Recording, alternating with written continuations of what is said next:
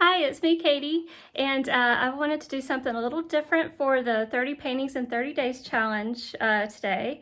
If you've missed my previous post, I'm doing this challenge where it's a new painting every day for the first 30 days of January. So it's a really fun way to kind of explore some new ideas and jumpstart the new year. And I'm also doing it for a good cause. So every painting that I sell this month from the challenge, I'm donating a percentage of the sales to Children's Healthcare of Atlanta.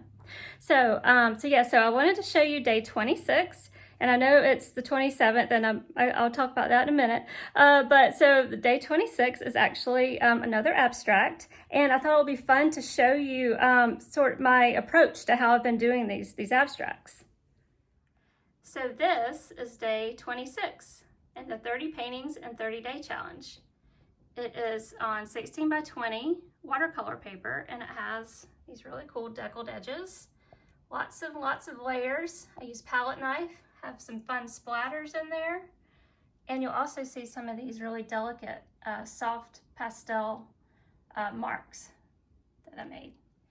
And so, I've been using a different kind of approach for my past few abstract paintings, and I want to share that with you. So this is actually the inspiration piece to this one. So as you can see, they're similar, but not exactly alike.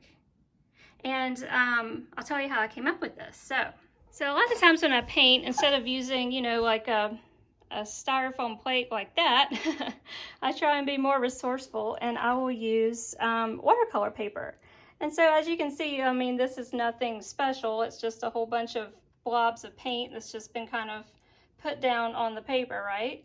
But what I do is, after I've kind of built up a lot of layers on this, is that I will cut it down into, into squares or rectangles, right?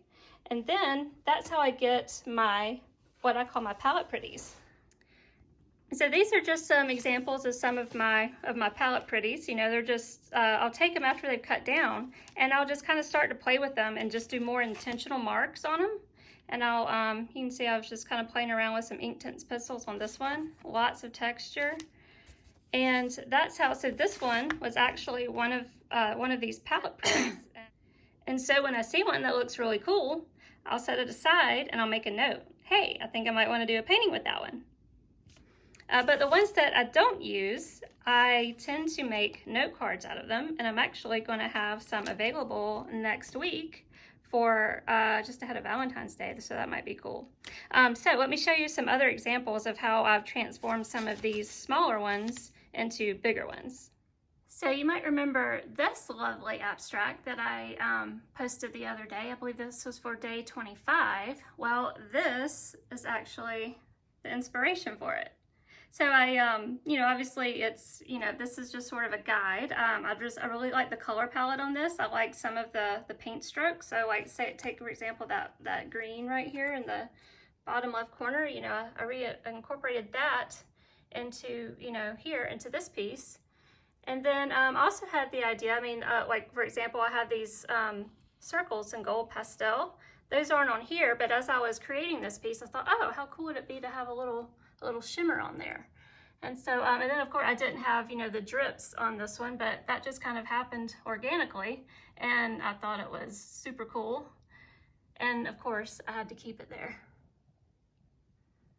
So this one is on 12 by 12 cradled wood panel.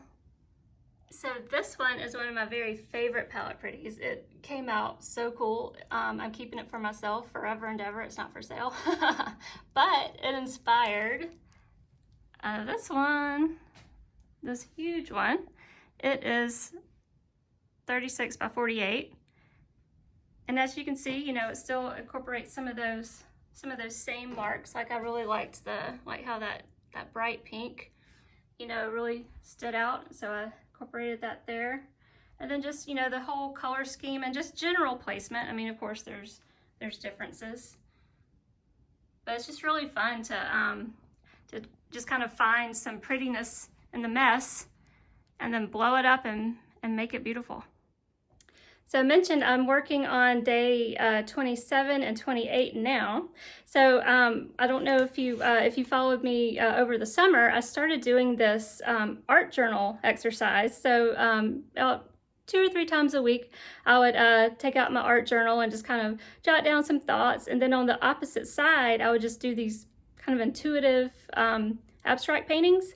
And a couple of the abstract paintings turned out kind of cool. And so this is one that, let me see if I can pull it around here. This one.